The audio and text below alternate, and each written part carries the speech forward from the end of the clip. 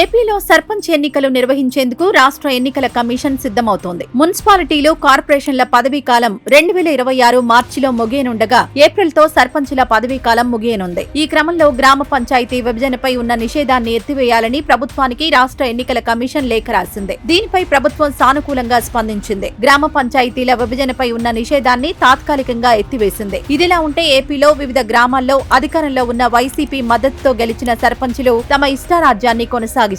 జగన్ బాటలోనే అవినీతికి పాల్పడుతున్నారు. ప్రస్తుతం ఉన్న సర్పంచుల పదవీ కాలం మరో 3 నెలల్లో ముగియనుంది. మార్చిలో అందరూ మాజీలు కాబోతున్నారు. సర్పంచులలో అత్యధిక శాతం వైసీపీకి చెందిన వారే. కూటమి బలంగా ఉన్న ప్రస్తుత పరిస్థితుల్లో మళ్లీ గెలవలేమన్న విషయం వారికి తెలుసు. అందుకే దీపం ఉండగానే ఇల్లు చక్కబెట్టుకోవాలన్న రీతిన అధికారంలో ఉండగానే అందిన కాడికి దండుకుంటున్నారు. ఈ కుట్ర కూటమి ప్రభుత్వం దృష్టికి రావడంతో అప్రమత్తమైంది. నిబంధనలకు విరుద్ధంగా నిధులు డ్రా చేస్తే పంచాయతీ కార్యదర్శులు, సర్పంచులపై కఠిన చర్యలు తీసుకుంటామని పంచాయతీరాజ్ కమిషనరేట్ హెచ్చరించింది. మొన్నటిదాకా చేసిన పనులకు బిల్లులు రాలేదంటూ గగ్గోలు పెట్టారు. గత వైసీపీ ప్రభుత్వంలో ఆ పార్టీకి చెందిన వారే నిధుల కోసం రోడ్డెక్కారు. కూటమి ప్రభుత్వం వచ్చాక పంచాయతీలకు బకాయిలు చెల్లించడం, నిధులు విడుదల చేస్తోంది. తమ అనుయాయులకు పంచాయతీ నిధులు విడుదల చేసేస్తున్నారు. గత వైసీపీ ఏలుబడిలో గెలిచిన సర్పంచుల తీరుపై జనం మండిపడుతున్నారు. రాష్ట్ర వ్యాప్తంగా చాలా పంచాయతీల్లో ఇదే పరిస్థితి. గత వైసీపీ హయాంమంతా కేంద్రం ఇచ్చిన ఆర్థిక సంఘం నిధులను ప్రభుత్వమే దారి మళ్లించింది. పంచాయతీలను నామమాత్రం చేసేసింది. గ్రామాల్లో సర్పంచులు చిన్న పని చేయాలన్నా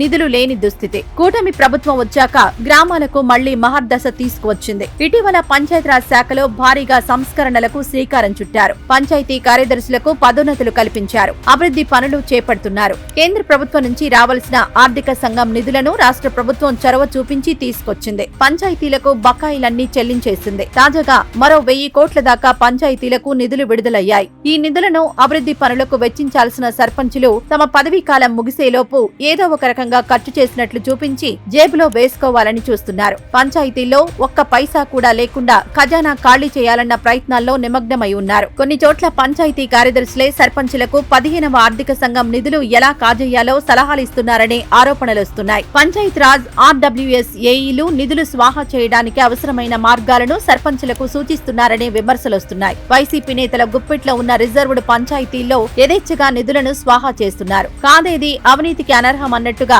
గ్రామాల్లో కొన్ని చోట్ల ఆర్డబ్ల్యూఎస్ ఏఈలు మోటార్ల మైనర్ రిపేర్లకు భారీగా ఎస్టిమేట్ వేసి పంచాయతీ నిధులను పంచుకోవడం చర్చనీయాంశంగా మారింది. బోర్లు, నీటి సరఫరాకు సంబంధించిన సామాన్లు, లైట్లు, మోటార్ ఉపకరణాలు, పంచాయతీలకు అవసరమైన ఇతర కొనుగోళ్లలో కూడా సర్పంచులు అందినంతా దోచుకుంటున్నారు. పంచాయతీ తరపున షాపుల్లో 50% వస్తువులు కొనుగోలు చేసి 18% జీఎస్టీ పోను మిగిలిన మొత్తానికి కొనుగోళ్లు లేకుండానే బిల్లులు పెడుతున్నారు. పంచాయతీల్లో ఏ పనులు చేపట్టాలన్నా వర్క్ కమిటీలు వేయాలి. ఆ సంప్రదాయాన్ని జగన్ హయాంలో 5 ఏళ్లు తుంగలో తొక్కారు. ఇప్పుడు అదే పందా అవలంబిస్తున్నారు. పంచాయతీలో 50,000కు పైబడి కొనుగోళ్లకు టెండర్లు పిలవాలి. కానీ ఎక్కడా టెండర్లు జరిగిన దాఖలా లేవు. ఇష్టం వచ్చినట్లు షాపుల్లో బిల్లులు తెచ్చి పెడుతున్నారు. ఆర్డబ్ల్యూఎస్, పంచాయతీరాజ్ ఏఈలు అధిక శాతం పర్సంటేజీలు తీసుకుని ఎంబుక్ రికార్డ్ చేసి ఇస్తున్నారు. దీంతో పంచాయతీల్లో పనులు చేయకుండానే నిధులు విడుదలవుతున్నాయి. పంచాయతీ ఆడిట్ అధికారులు సాధారణంగా అక్రమాలను పట్టించుకోవడం లేదు. ఆడిటర్లకు పర్సంటేజీలు ఇస్తే ఏదైనా ఓకే చేసే పరిస్థితి గ్రామ పంచాయతీల్లో ఉంది. పెద్ద పంచాయతీల్లో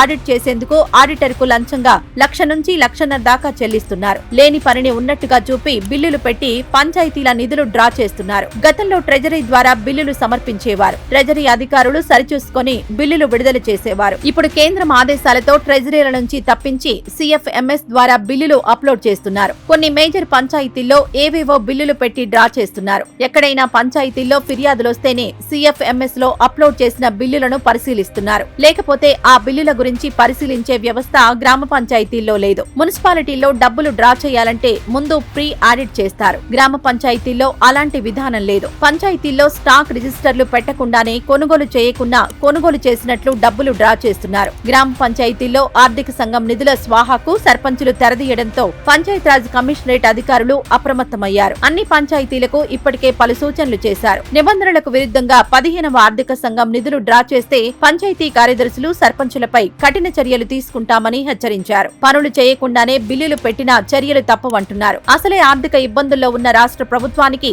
సర్పంచుల చేతివాటం ఇబ్బందికరంగా మారింది.